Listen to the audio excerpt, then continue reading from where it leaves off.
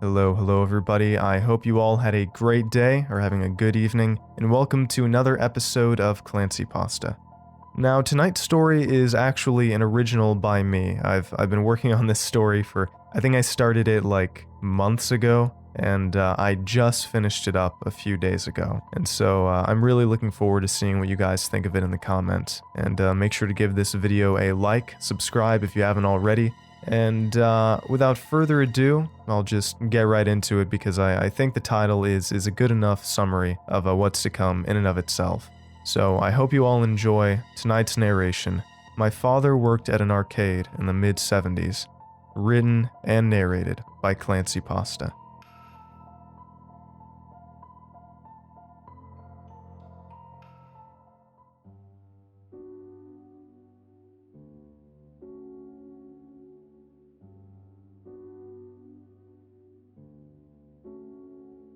My father worked at an arcade in the mid-70s. Pong, Asteroids, Space Invaders, and eventually Pac-Man were the superstars of the screen, and there were no home televisions involved. You had to go down to your local arcade at the time and shove your change into a cabinet to get your fix. Well, there were some home alternatives, but none anybody could play without severe disappointment. He worked there for a few years, barely through the end of the decade. After that, he left the business altogether and settled down into a steady 9-to-5 at an initially small radio manufacturing company.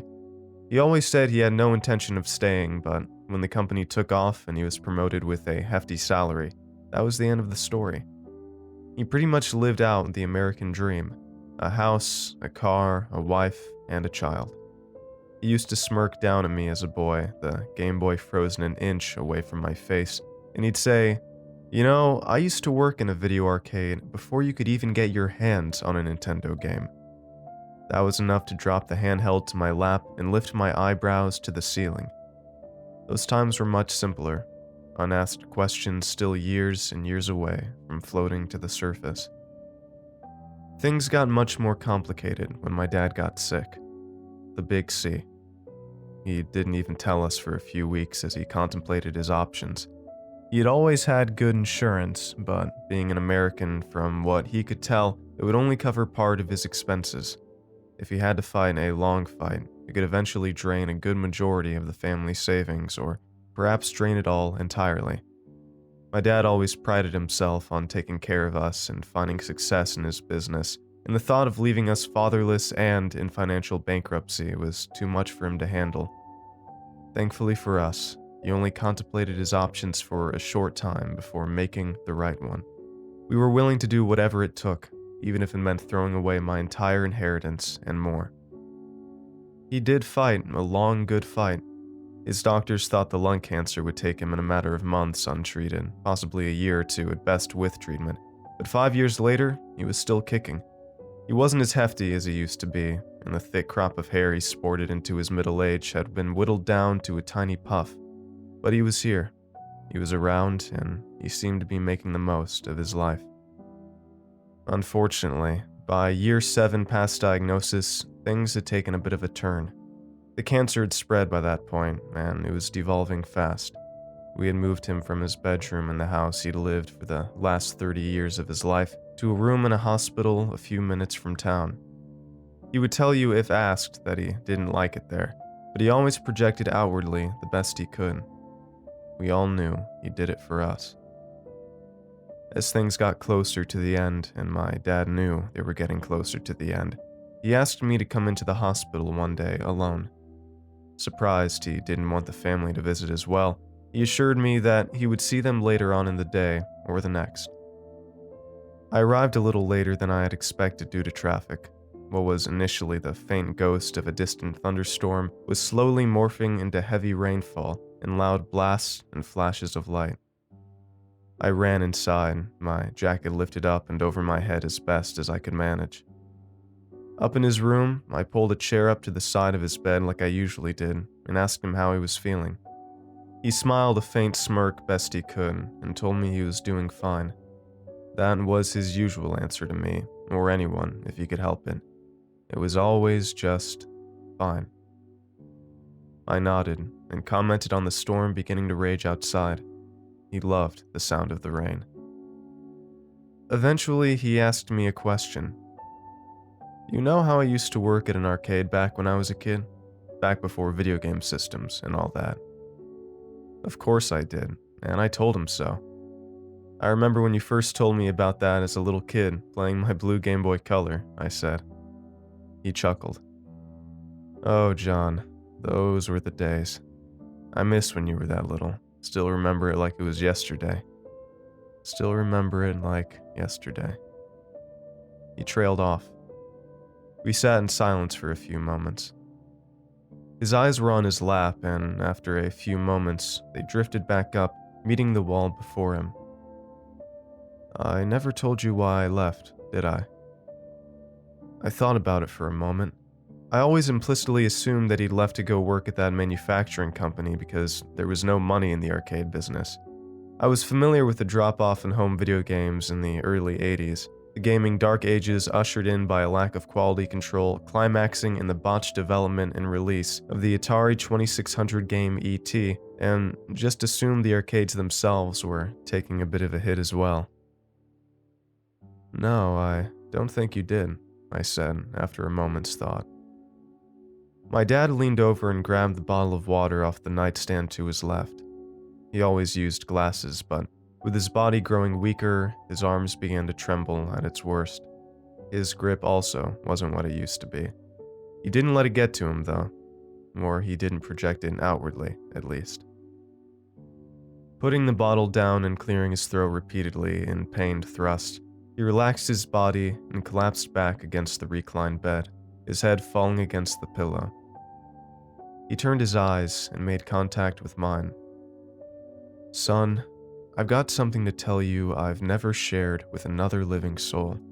Not even your grandparents, and you know how close I was with them. Not even your mother. He already had my full attention, but now he had it glued. Okay, Dad, I whispered, sounding more solemn than I intended. I really enjoyed working at that arcade. I was just the guy who manned the counter, who broke $5 bills and dealt slushies, but I would also help unload and hook up any new arcade machines when they came in. I still remember playing Miss Pac-Man for the first time, back when it was an unlicensed mod for the original cabinet. Man, was that something. He paused and drew in a deep breath. He looked down and continued. I think I would have gone on working there for years had it not been for that night in November of 1980. I don't remember the exact day, but it was a Friday. My last day of the week, usually. My dad turns his head and looks out the hospital window, the thunder beginning to pick up and the rain beating against the glass with an increasing vengeance. You know, there was a bad storm that night, and it looked and sounded much like it does right now. Not to sound cliché at all. He spoke with a slight chuckle and a shake of the head. I'd never seen my dad so seemingly uncomfortable before, even when he got the bad news. Even in the days and weeks and months following the shock of the diagnosis, future speculations and past regrets running rampant in his mind, wondering what could have been, what should have been, what could still be. He always had a certain kind of resolve to his demeanor.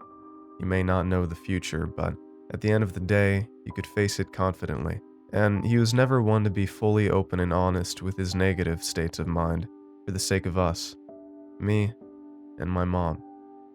But tonight he seemed lost in thought, uncomfortable and hesitant. It was like he couldn't find the words. We were open late on Fridays, but with the storm raging as bad as it was and continuing to get worse, all the customers had filed out and tried to beat the worst of it by 9 p.m. My shift didn't end till midnight, so I was left sitting behind the counter, sipping a Pepsi, and flipping through one of the first Stephen King novels that were still fairly new at the time. I think I had Salem's Lot with me that night. Either that or Carrie. I still remember looking up and admiring the peacefulness of the arcade. No teenagers, no little kids running around for me to worry about getting into trouble, and the cabinet seemed peacefully silent under the bombardment from the storm hammering away at the windows and roof from outside. It was just one of those moments that stick in your mind like a photograph, and you never quite forget it. I had a lot of those moments that night, but I think that was the only one I could really call peaceful. Dad was staring at his lap again, but my eyes never left him. His eyes closed, and he continued. Around 11 or so, I decided to start getting the place ready for closing. I went around, turned off all the cabinets, swept up any popcorn or snacks dropped by the customers that day, and mopped up a spilled slushie. I always wait to lock up as I exit myself, but seeing as how we hadn't seen a customer in hours, the storm continuing its attack outside, and how my car was parked out back by the employee entrance anyway, I decided to lock up the front door ahead of schedule. But at 15 minutes to midnight, I heard a loud pounding at the door. I don't think I caught the first few bursts as it blended in with the thunder outside, but as it continued in its offbeat rhythm, I eventually put my book down and walked up to the door to take a peek. Outside the glass door, I saw this man wearing a jumpsuit and a poncho standing beside a big old crate, about 6 or 7 feet tall, on a dolly. I unlocked and opened the door a crack, trying not to let too much rain blow in, and told him I had already closed down a bit early because of the storm. He told me he wasn't a customer, but had been in contact with my boss, Mr. Avery, about a new gaming cabinet he was to drop off that night. I found that a little strange, because like I said, I usually helped hook up new games, and whenever there was a new game coming in that day, my boss would give me a heads up so I'm ready with all the necessary tools, and have time to clear out a space for the new cabinet. But I could see the giant crate beside him, and I figured that perhaps my boss had just forgotten to let me know. I didn't feel I could just tell him to leave and come back the next day. For all I knew, the driver had nowhere to store such a gigantic package. I opened the door, and the man wheeled the crate inside, setting it just in front of the snack counter. He took a few steps back and looked at me. Now in the light of the arcade, I could see the man looked to be about in his late 30s, early 40s. I couldn't make out his hair under the poncho, if he even had any, but he had this big bushy mustache that reminded me of something a man in his 50s would sport. He smiled at me, but didn't say a word. "You got a crowbar?" I asked him. He said he didn't. A little strange, I thought, but I didn't really have time to interrogate the man on why he didn't have the proper tools for his part of the job, so I told him I had one in the back and went to go get it. When I got back, he was leaning against the crate. He didn't even seem to notice me again until I spoke. "You want to help me open this thing up?" He nodded. I handed him a crowbar and we both got to work. It was nailed in pretty good, but eventually we got the front board off. It was filled to the top with crumpled up newspaper as stuffing, which definitely seemed a bit off. I'd never seen anything like that before. Packing peanuts or bubble wrap, sure, but not newspaper, or that much newspaper in a crate that big. But I shrugged it off, as perhaps this cabinet came from a private owner or something. Not a huge deal, I thought. So we lift the thing back straight up on the dolly, and I asked the man to hold it steady while I pulled the machine out. And when I pulled it out, I was looking for some kind of name or some artwork or something to figure out what kind of game it was. But as it came out, newspaper scraps falling all over the place, I only saw an ever-expanding color of black, or maybe at best a dark navy blue. Before I slid it into position next to the closest line of cabinets, I did not feel like rearranging the entire arcade lineup 15 minutes before closing. I walked down the sides of the cabinet, eventually circling the thing a few times, searching for anything besides the color. But there was nothing. I even tilted it over to look at the bottom, thinking maybe there could be a bit of manufacturing text or something. But I was wrong. The cabinet was a wooden frame, a medium-sized screen for the time, a control area that included 2 big buttons and a joystick, and a small indent in the paneling down the middle of the base. I asked the guy, "What kind of game is this?" He walked around beside me, and for the first time that night, he seemed to display a genuine emotion, cracking a smile and loosening his demeanor. He lifted his hand from his right pocket and slapped it down into the control board while he said, This here, my friend, is a very interesting game. I didn't move a muscle, nor my gaze locked with the man's eyes. After a moment, I asked, "You're not a delivery man, are you?" He chuckled. "Yes and no," the guy says. "I'm paid to drop these off, but I actually work for the developer of this game. Helped beta test it and everything. It's one special piece of software, if you want to call it that." He was a nice guy, but the tone of his voice when he talked about how special the game was like the way a virgin talks about sex. I've got to admit, son, that I was a bit weirded out. I wasn't scared, but I figured this guy might be a little more eccentric than he had put on during introductions. I say, "Right," and head to the power outlets. I plug in the machine, a cord that also seemed to glint navy blue in the light, and headed to the screen. There didn't seem to be any power button anywhere I needed to push, and there were no bolts I could have unscrewed to check inside, but when I got to the screen, it was still as dead as it was moments before. I asked the delivery guy if he knew what was wrong with it, and I regretted asking almost immediately. "Oh, there's nothing wrong with it," he said, much more calm but still unnatural. "You're doing it right." We had another short little staring contest. I finally asked him, "I'm sorry, but is there something I'm missing here? The screen's not on and the buttons aren't doing anything."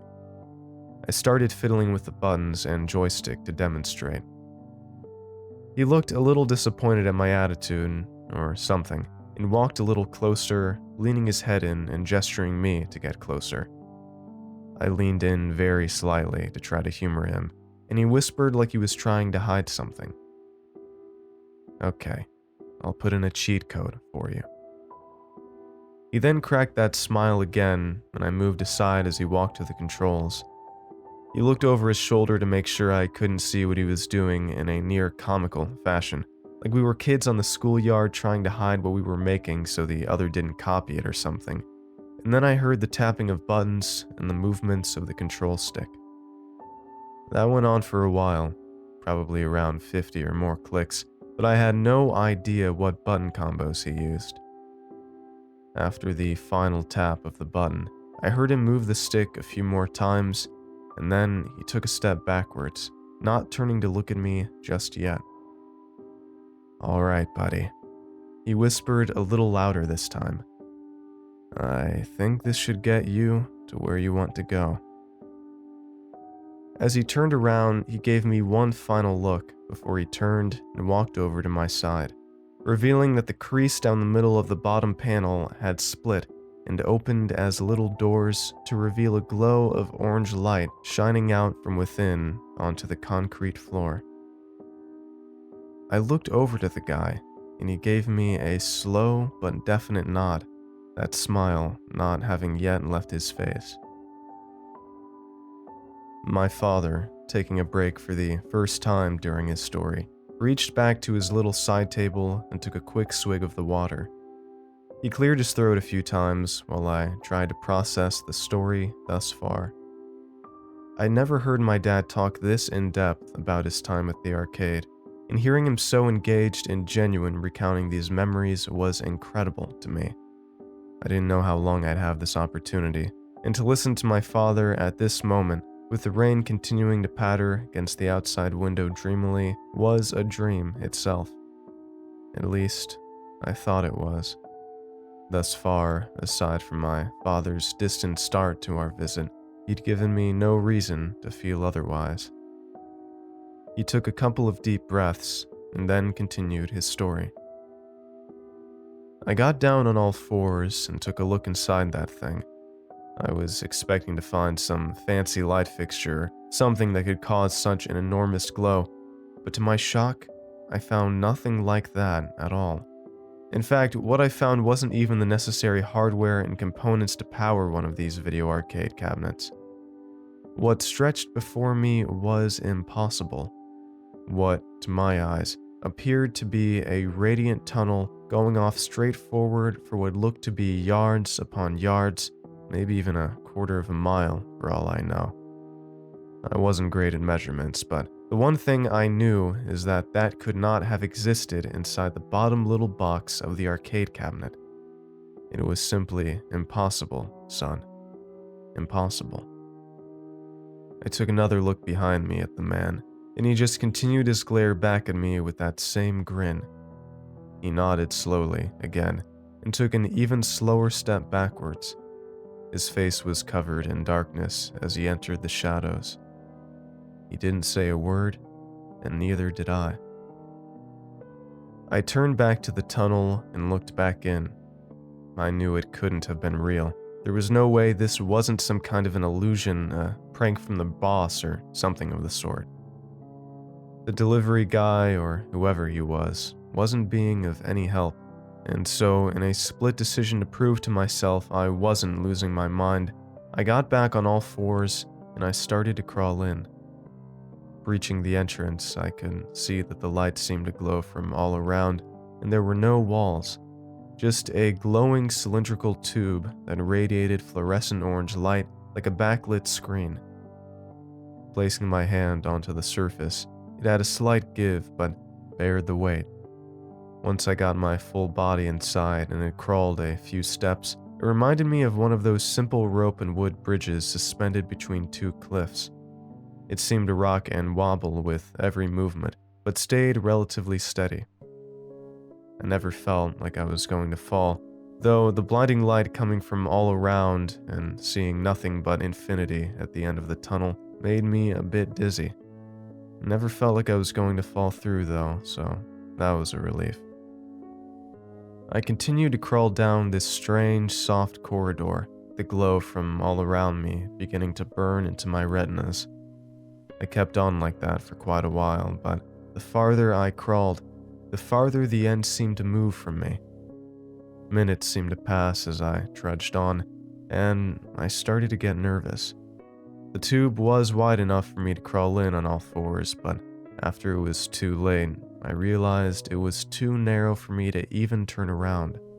I was gonna have to crawl backwards to get out of there from where I came. Getting a bit anxious, I took a look over my shoulder, and to my horror, the tunnel now seemed to extend infinitely off into the distance behind me. The entrance I'd come through, nowhere to be seen. Just the infinite orange glow, all-encompassing in my vision. I started to panic, son, and I called out. I screamed, "Hello? Hello?" But there was no response. And another weird thing I noticed was that there was no echo whatsoever. Being in such a long tube, I would have expected there to be a pretty intense echo, or at the very least something, but my voice came out as dry as a saltine. I stopped my crawl at that point. Squinting against the light around me to the distance, it looked just as distant and hopelessly endless as it had before I even entered the thing. I extended my legs and lay down on my stomach, holding myself up on my elbows. I needed to rest at that point, having been on that crawl for quite some time by then. I was looking down, the bottom of the tunnel shooting out just as much light as the sides and ceiling.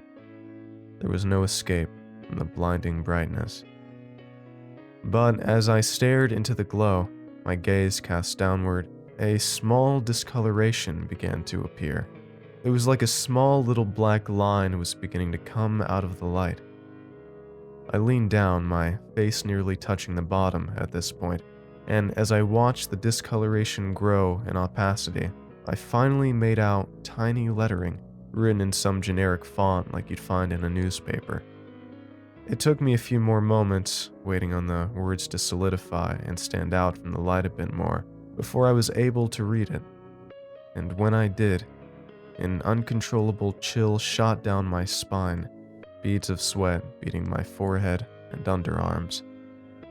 It was a simple sentence, which stated simply, "Access denied. Cheat code detected." My mind immediately jumped to panic. Thoughts of being trapped in this strange corridor forever and dying here in starvation or lack of water flying through my consciousness at the speed of a lightning bolt. and just as unrelenting. None of this made any sense at all, but I couldn't deny what was in front of me, and I couldn't deny what had happened to me over the last hour or so. Even if I was losing my mind, this was my reality. I had to deal with it, or die with it. In the midst of my panic, I shouted a few more times, trying to get through to that guy or really anyone who I could reach, but to no avail. I then spent the rest of the time looking around frantically, then lowering my gaze back to the words to try and focus my thoughts and calm my mind. And it was one of those times I looked back at the sentence that I saw another discoloration starting to manifest right below the words, right by my hands. I backed up a few inches. As the discoloration darkened, I could see that it was actually 2 blotches of black, buttons, with small words printed underneath each.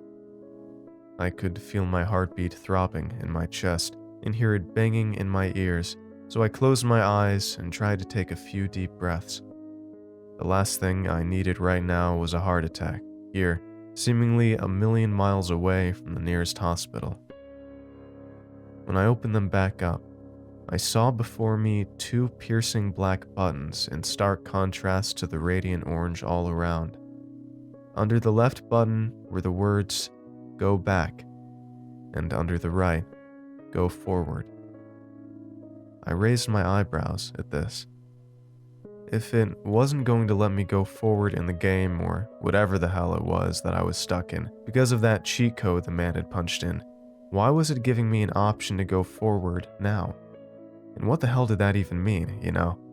I imagined, or rather hoped, that pressing the "Go Back" button would transport me back to the entrance before I started my crawl through this nightmare.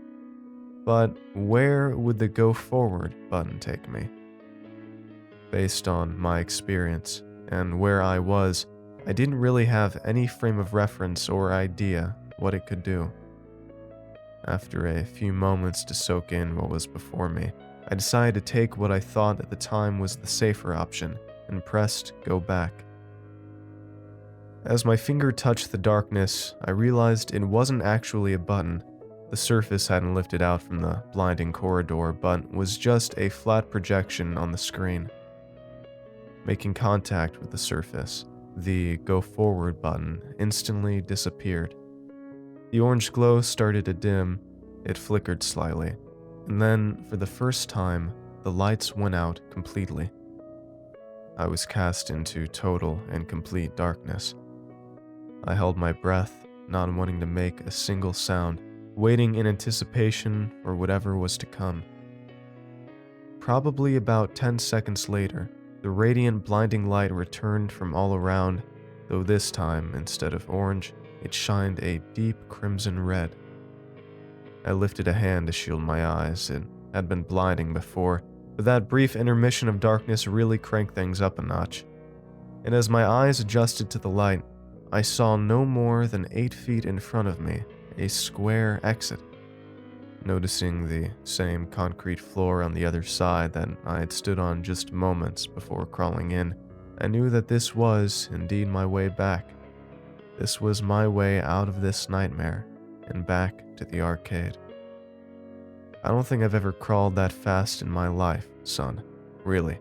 My knees were sore, but that didn't stop me from getting out of there as quick as I possibly could. As my hands touched the cold concrete floor, I about cried in relief. The tip of my shoes making contact with the ground, I collapsed onto the floor, panting and laughing, my breathing all over the place. I'd never been in such a strange situation in my life, and getting back to safety was like the biggest gift I could ever ask for. But as I turned onto my back, expecting to see the familiar sights and sounds of the all-encompassing arcade machines that littered the place, and the beating of the rain and harsh crashing of the thunder, I was taken by surprise. The only arcade machine I could see from my position on the cold floor was the one I'd made my exit from, whereas before it was stationed at the end of a line of probably a dozen or so machines, The rest were all gone, and as I sat up and looked around, I noticed all of them were. And there wasn't even the sound of rain. It was as quiet as a library. Remembering the man who delivered the thing, I called out to him, but I unsurprisingly didn't get a response. I had a feeling he wasn't around. I got up on my feet, and it was during the process of walking over to the counter that I noticed that it looked like a tornado flew through the place. Not only were the games missing, but the concrete was cracked and damaged in places. The ceiling was leaking, dripping what was hopefully just water onto the ground, and the counter and all other objects and decorations were looted. Nowhere to be seen. Jesus Christ, I said, my mind short-circuiting. The old counter I used to serve slushies and soda behind was completely barren. No machines, no advertisements, and the once shiny clean counter was covered in a thick layer of dust, broken up only by crusted stains that looked to be ancient. Stepping around the counter, I was surprised to see the old stool I had been sitting on just a short while earlier, reading that Stephen King novel. Not knowing what else to do, I lumbered over to it, sitting down with a feeling of numbness growing in my gut. I glanced over to the window, the piercing darkness from outside the only constant from before my strange encounter. Now having full view of the place, the shock continued to grow. Son, you remember when you were younger and that toy store you liked down at the mall moved out? Well, it looked a lot like that. Where there used to be fun and dreams and endless possibilities, there was now just stale air. Nothing. All the machines gone, except for that one. All the seats gone. Every single poster and trash can nowhere to be seen. I should have felt lucky to have a stool under my ass, for God's sakes.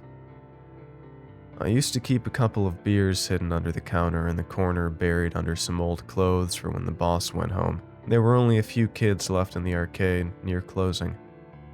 With absolutely nothing left to do and my mind cast into a haze of fog, I absentmindedly got up off the stool and crouched under the counter.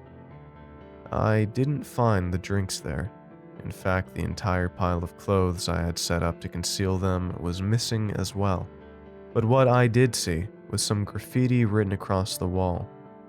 Or, I'm not sure I should call it graffiti. It was more like the kind of writing you'd see on the divider of a public bathroom.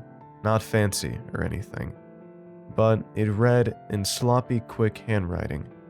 Go over the top of the stage in level 2 to enter the warp zone. I had no idea what this meant at the time, but what caught my attention was the credit the author gave himself at the bottom of the line. He had scribbled, Taylor, 1985. I read it over and over and over again. What the hell did that mean? The 1985.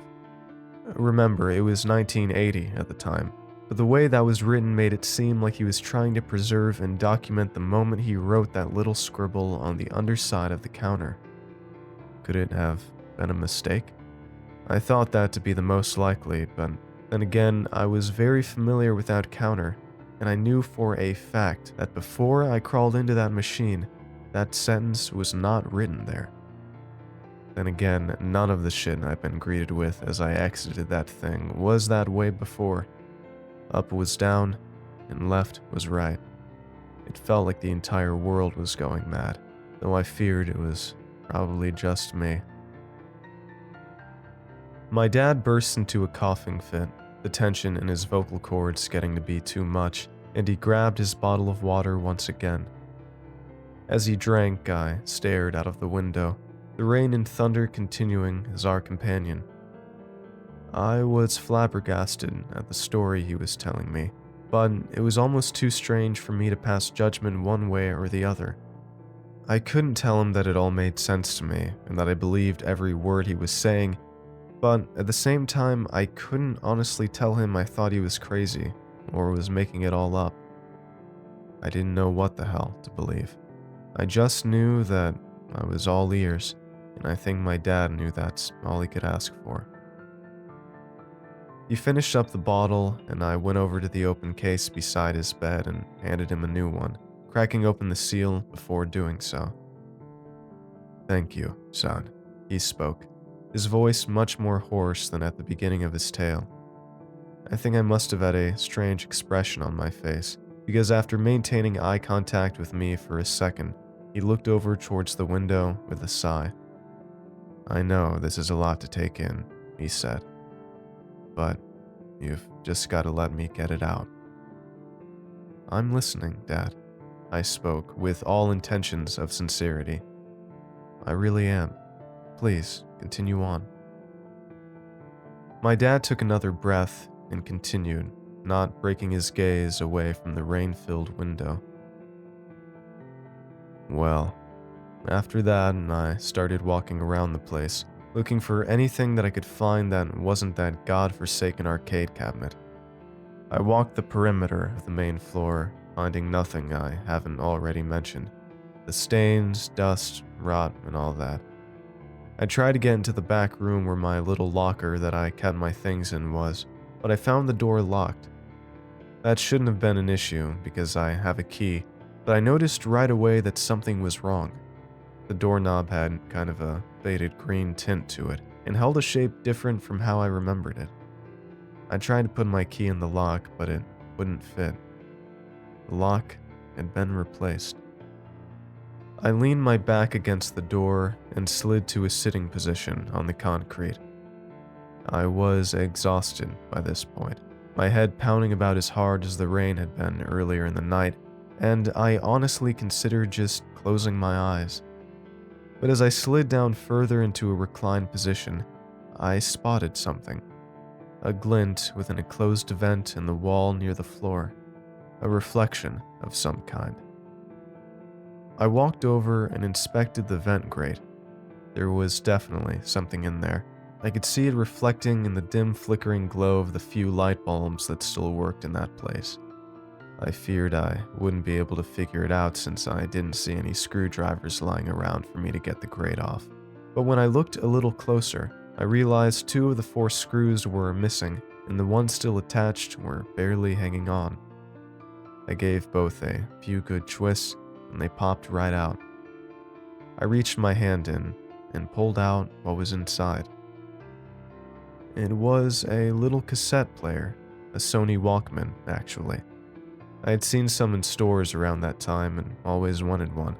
I hoped to pick one up around Christmas that year, actually. I held it in my hand, giving it a good look over, mostly out of curiosity, and then I noticed it was already loaded with a tape. I clicked the cover open, and it shifted back in a flash. Bringing the tape closer to my eyes, I read "Being the Change" by a band called Oklahoma Rocks. I raised my eyebrows at this. I had never heard of the album or band before, but I wasn't weirded out by it. There were lots of musicians I'd never heard of. But son, when I read the copyright year printed on the bottom of the label, my jaw just about hit the floor. It read 1985. I dropped the cassette, and the Walkman crashed to the ground alongside it. My stomach was in my throat now, and I felt like I was going to be sick. The scribble on the side of the wall was one thing. I didn't even know what that meant or if I could trust some random vandalizer. But the cassette? That was undeniable. And if it was somehow a forgery or a fake, it was the best one I'd ever seen. My mind was racing, and I started to stumble back towards the arcade cabinet I had just moments before escaped. The vent I'd gotten the cassette from was behind the cabinet, and as I turned around, I realized the game wasn't even plugged in anymore. The outlet it had been plugged into before I crawled inside seemed to have been ripped out of the wall. But when I rounded the corner and saw the front of the cabinet, I think my heart just about stopped. The screen was still black for the most part, but jutting out of the center of the glass was an unmistakable, gigantic round button, backlit with an orange glow. Under it, on the screen, read the word "Reset," in bold, capitalized lettering. It didn't even seem to be projected on the screen. It was like the words had been printed on the surface. I slowly walked forward, my eyes never leaving the screen. I looked back and forth from the button to the word and back to the button again. I didn't know how a glowing orange button could appear out of thin air from the glass of an unplugged arcade machine, but then again I didn't understand how any of this was possible in the slightest. I just wanted for things to go back to the way they were, to feel like I was sane again, and more importantly, to feel like I was safe again. I lifted my hand and slowly reached for the glowing button. The wide lettering of the word reset began to glow now, finally seeming like an actual object of the screen. I took in a deep breath, closed my eyes, and lunged my arm the rest of the way forward, making contact and pressing hard on the button. I didn't open my eyes for a few moments after that. To be perfectly honest, I was horrified too. I didn't know what I would find, and my worst fear of all was that I would find nothing, that I would still be there, standing in front of that cabinet, trapped in a familiar, yet entirely strange place. But when I did finally open my eyes, son, I wasn't in front of that godforsaken cabinet. I was standing in front of Miss Pac-Man, my finger pressed up against the screen, the glowing sprites moving around frantically. I immediately twisted my head around, and I just about cried tears of unbelievable joy at the sight. It was the arcade, just as I had seen it every day during my 6 years of work there. The lit up and flashing arcade machines, the low radio on in the background, and best of all, my little snack and slushy counter. The storm had settled down a little bit, but the rain was still beating against the glass. It was still dark out. My eyes darted to the clock above the counter, and it read 11:48. Everything looked just as it should have, but in that same look around, some other things popped out at me like a sore thumb. The first was that the delivery man I had worked with to get that machine hooked up was nowhere to be seen, and neither was his dolly or that open crate. And the other, and this was really the big one, was that that machine was nowhere to be seen either. It wasn't at the end of the row of cabinets where I'd placed it, and there weren't any scuffs to indicate I'd been dragging anything there either. I'll be honest, I just about thought I'd had one of the most intense nightmares of my life when, out of the corner of my eye, on the floor near the counter, I spotted my crowbar. I walked over and picked it up off the ground.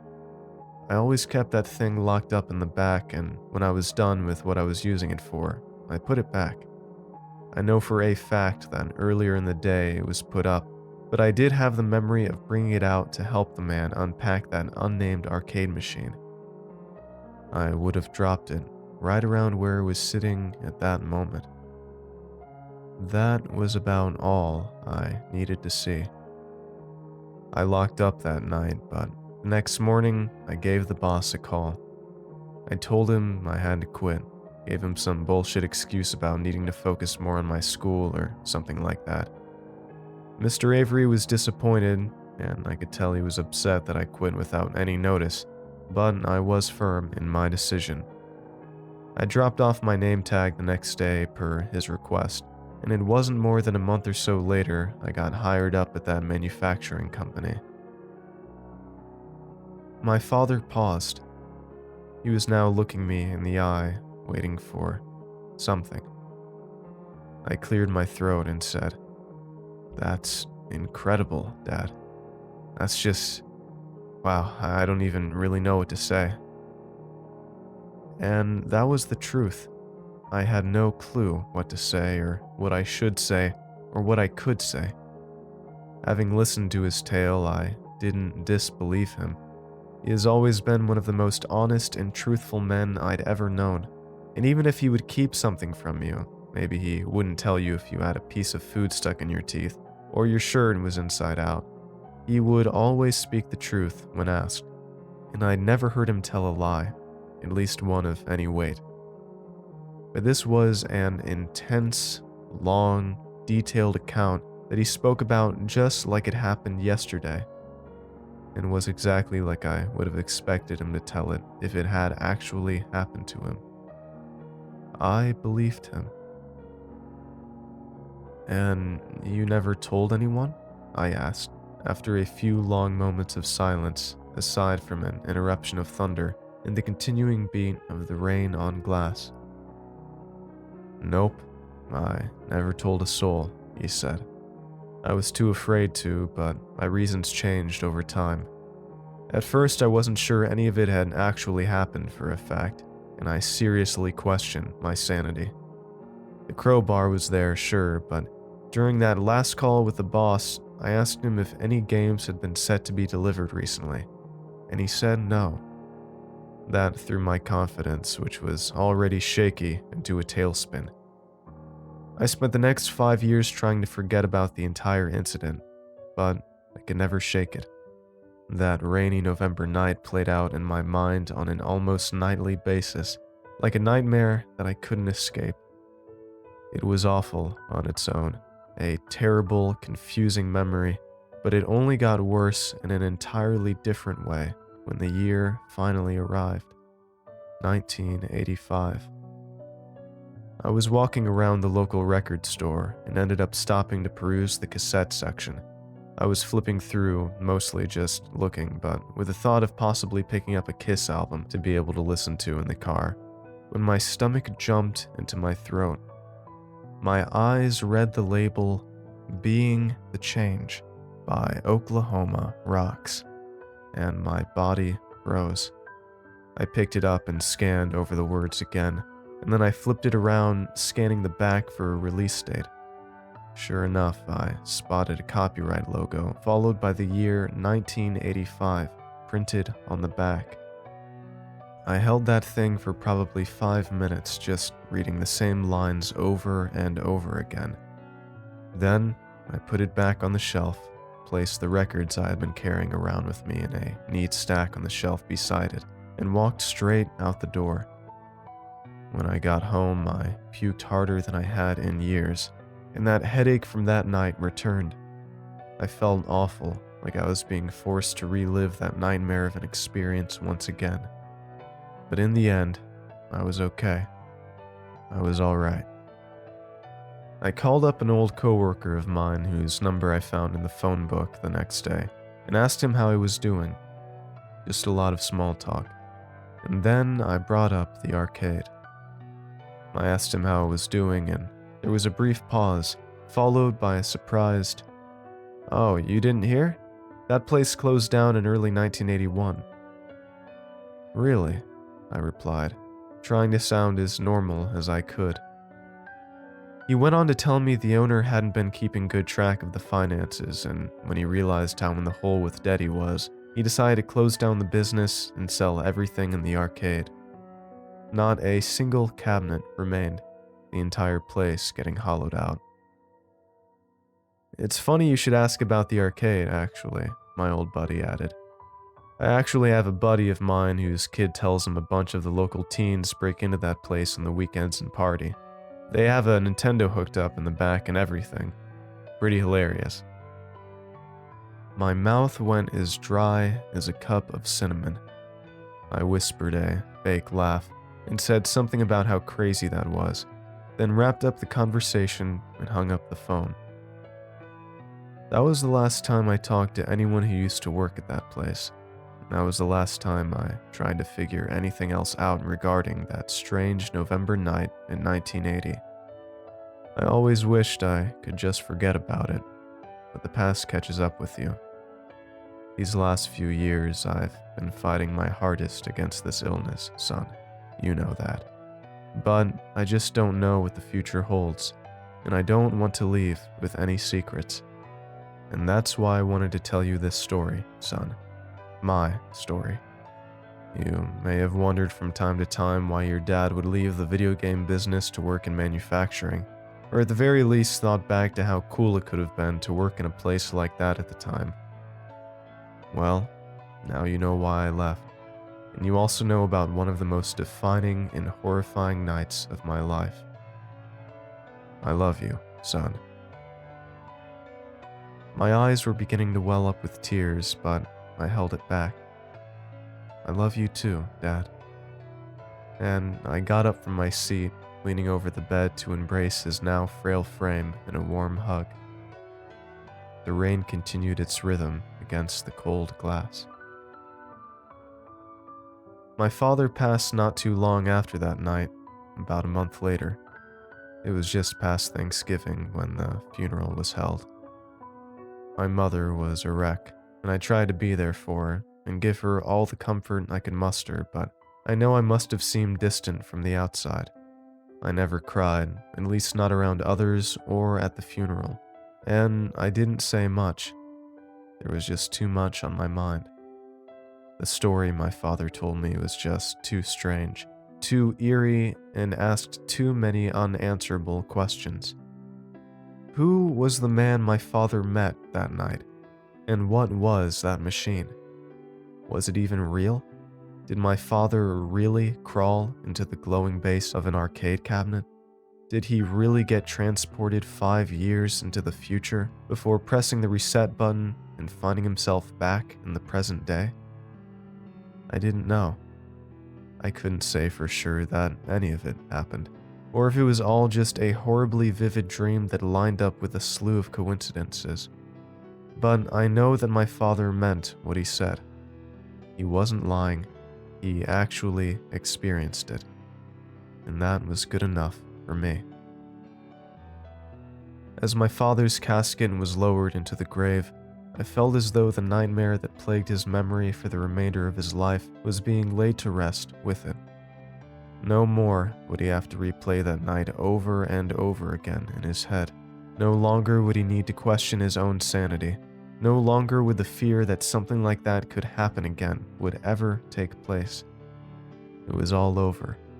All of it. I left the funeral feeling a tinge of relief. I was distraught at his passing, the whole family was, but I was confident that he was finally at peace. And in the end, I suppose that's really all that matters.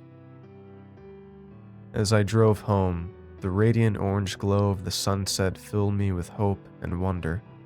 And although I would never share this with anyone, I felt as though I could feel my father's presence in the car with me.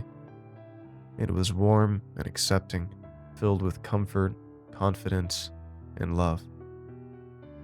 I smiled, and my father seemed to smile back through the sunset.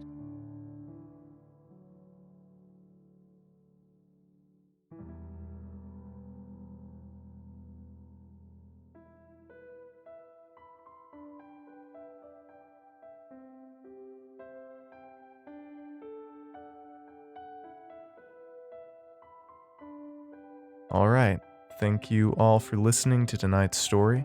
I would love to hear what you think of it, so please comment down below and let me know. Give this video a like if you haven't already. And now it's time for me to give a shout out and huge thanks to all of my $5 and up Patreon supporters. All of your support means so much and helps out even more. And before I list those names, I've also updated the $2 and up supporter list on screen as well.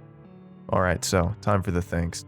Thank you so much, Suzanne G, Soft Sheep, The Hookah Fairy, Sean L, Max A, Cade the Meme God, Greg RB, Shannon M, Absinthe Alice, Weird Times Infinity, Jamie P, Random Pasta, Mike 222777, Andrea C, Michael L, Jacob D, Baby Bat, Emily V, Tim W, Techo M, Nameless, Tanya A, Lydia P, and Gabriel B. Again, your support helps out so much, and I could not do what I do without your support. Alright, so thank you all again for listening. I hope you have a great rest of the evening, and happy belated Halloween. Cheers.